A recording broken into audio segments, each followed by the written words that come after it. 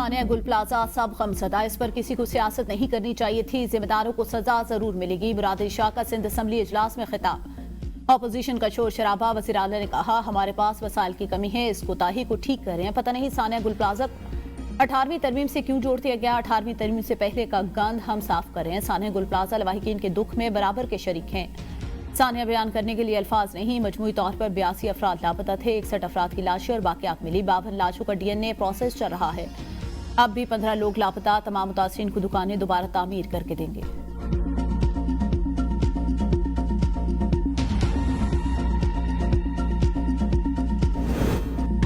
गुल प्लाजा में जांबक अफराद की तादाद 71 हो गई। Police surgeon doctor Sumaiya Tariq का कहना है अब तक मिलने वाली लाशों का पोस्टमार्टम मुकम्मल किया जा चुका।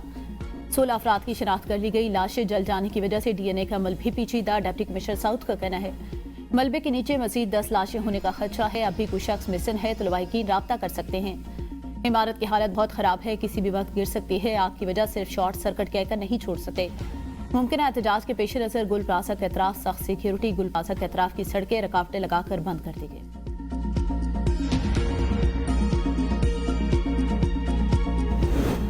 पार्लियामेंट का मुश्तरका इजलास सानिया गुल प्लाजा पर मुतफिका करारदाद समेत मुतअद्दिद बिल मंसूर। इजलास गैर मुअय्यना मुद्दत के लिए मुलतवी।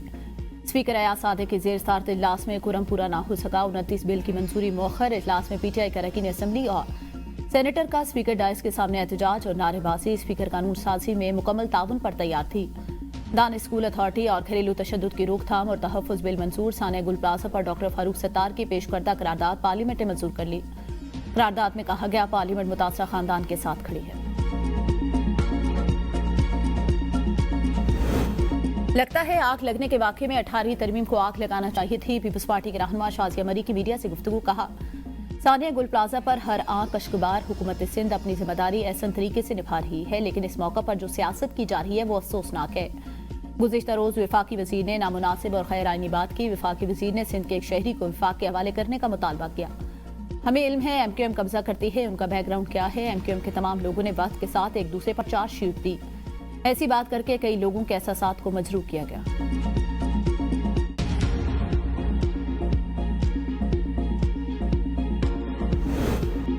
मलका कुसार मरी में शदीद बर्फबारी। 5000 से ज्यादा गाड़ियां फंस गई। मरी एक्सप्रेसवे समेत पंजाब और खैबर पख्तूनख्वा से मरी जाने वाले रास्ते बंद कर दिए गए। चिट्टा मोड़ से सनी बैंक तक बदतरीन ट्रैफिक जैम। अब तक एक फीट बर्फबारी रिकॉर्ड की गई। ट्रैफिक को वापस मोड़ दिया गया।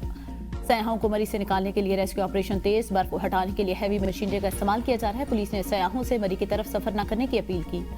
DPO मरी का कहना है सयाह परेशान ना हो। पुलिस और इंतजामिया सड़कों पर मौजूद है। नथिया गली, अजूबिया, डोंगा गली समेत गलियात के दीगर इलाकों में भी बर्फबारी। सयाहों को गलियात जाने से रोक दिया गया। DGP DMA का कहना है तमाम वसाइल और मशीनरी फील्ड में मौजूद है। मरी में सूरत हाल मुकम्मल कंट्रोल में है।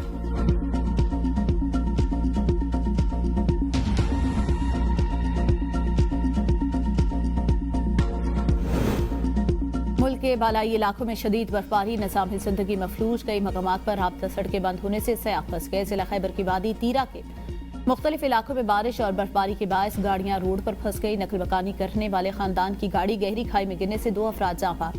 वालदैन समेत 3 अफराद जख्मी हो गए। पाक फौज की बर्फबारी के दौरान कालाम, महमद और तीरा में फंसे शहरियों और सयाहों के लिए इमदादी सरगर्मियां जारी।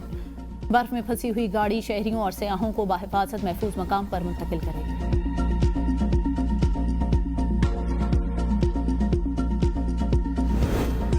बलूचिस्तान में बारिश और बर्फबारी के दौरान मुख्तलिफ हादसात में 2 अफराद जाँ बहक, 34 जख्मी। शीलाबाग के करीब फिसलन से कई गाड़ियां आपस में टकरा गई। 2 अफराद जाँ बहक और 7 जख्मी हो गए। दीगर हादसात में 27 अफराद जख्मी हुए। चपन के गिरदुनवा में 100 से ज्यादा सयाह गाड़ियों में मौजूद। शाहराह पर बर्फ और फिसलन से बैन सूबाई शाहराह पर मुसाफिर और माल बरदार गाड़ियां फंस गई।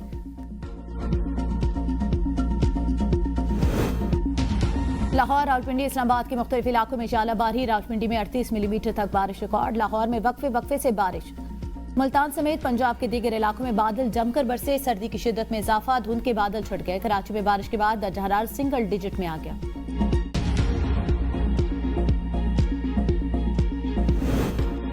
उम्मत मुसलमान ट्रंप के दबाव में इसराइल को सहूलत फराहम कर रही है। हमास को खैर मुसल्लह करना, फलस्तीनियों की कुव्वत मुज़ाहमत खत्म करना है। फलस्तीनी आज़ादी की जंग लड़ रहे हैं। मौलाना फजलुर रहमान की सहाफ़ियों से गुफ्तगू। कहा इस्लामी दुनिया अपने पांव पर क्यों कुल्हाड़ा मार रही है, अपने हाथ से खंजर रख रही है। इसराइल की तोसी का पहला निशाना अरब ममालिक बनेंगे। अगर अमरीका कल ईरान पर हमला करता है तो वो पहले ही इसराइल, लेबनान, शाम में दाखिल हो चुका। अगर ऐसी सूरत हाल बनती है तो इसराइल पाकिस्तान की सरहद पर होगा। जो शिकायत बानी PTI से थी, मौजूदा हुकूमत उससे भी 2-4 हाथ आगे निकली। जो कानून साजियां हो रही हैं वो शरीयत के खिलाफ है। आइन के खिलाफ करना तस्लीम, कानून तस्लीम नहीं करते।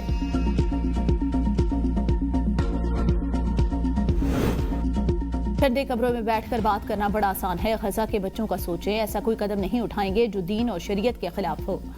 वफाकी वजीर एहसन इकबाल का पार्लियामेंट के मुश्तरका इजलास में इज़हार ख्याल। कहा, हम सबको फलस्तीन के लिए अपना किरदार अदा करना होगा। गजा बोर्ड ऑफ पीस में पाकिस्तान की शमूलियत को दुनिया ने सराहा। हम 1967 से कबल की फलस्तीनी रियासत के क़याम के मौक़िफ़ पर कायम हैं। हमने 1998 में पाकिस्तान की आज़ादी और खुद मुख्तारी की मिसाल कायम की। पाकिस्तान के दिफा और सलामती के लिए किसी से डिक्टेशन नहीं लेंगे। माजी में PTI हुकूमत ने पाकिस्तान को तबाही के दहाने पर ला खड़ा किया। एहसन इकबाल की तकरीर के दौरान अपोजिशन का शोर शराबा।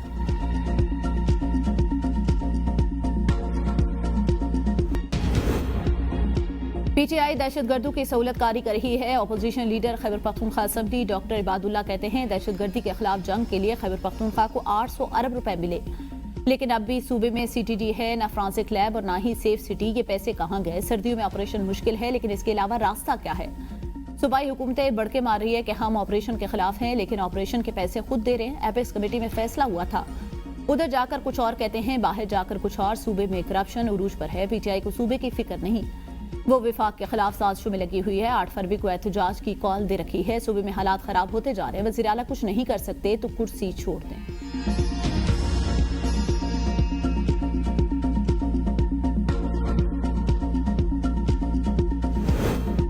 कराची में एक और अफसोसनाक वाकया। मनोड़ा के करीब कश्ती उलट गई, 10 अफराद डूब गए। 6 अफराद को एथी टीम ने जिंदा निकाल लिया गया। 4 अफराद की तलाश जारी।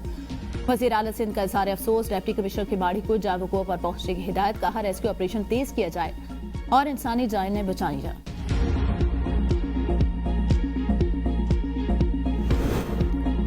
लाहौर की सादे दहशतगर्दी अदालत ने GOR गेट हमला केस में हमाद अजहर, जुबैर खान न्यासी समेत 7 मुल्ज़िमान को इश्तिहारी करार दे दिया। ATC के जज मंजर अली गुल ने समाअत की। पुलिस ने कहा, मुल्ज़िमान पुलिस तहकीकात में पेश नहीं हो रहे। मुल्ज़िमान के घर इतला दी गई और इश्तिहार लगाए गए। अदालत ने मुल्ज़िमान के दामी वारंट गिरफ्तारी जारी कर दिए।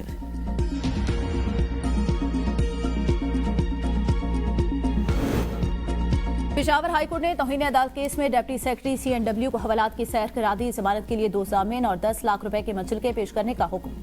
दरख्वास्त पर chief justice SM Atiq Shah ने समाअत की। दौरान समाअत डिप्टी सेक्रेटरी फजल रहीम पेश हो गए। वकील दरख्वास्त गुजार ने दलाल में कहा कि अदालत ने दिसंबर 2023 में CNW डिपार्टमेंट को सालिस मुकर्रर करने का हुक्म दिया था। डिप्टी सेक्रेटरी CNW फजल रहीम ने सालिस मुकर्रर करने और अदालती अहकामात की तामील के लिए मोहलत मांगी थी। अदालत ने बार बार तलब किया, लेकिन पेश नहीं हुए।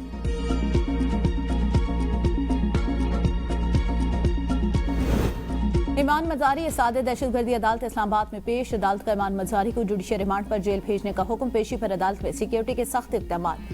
वकला और मीडिया को अदालत में दाखिल नहीं होने दिया गया। हादी अली चट्ठा को भी जुडिशियल रिमांड पर जेल भेज दिया गया।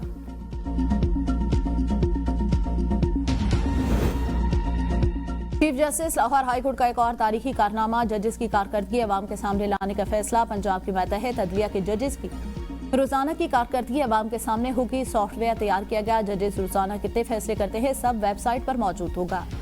पंजाब में रोजाना कितने केसेस दायर और कितने निपटाए गए सब 1 क्लिक पर दस्तियाब। चीफ जस्टिस आलिया नीलम का कहना है, पंजाब के अवाम का हक है कि उन्हें पता चले कि जजेस क्या कर रहे हैं।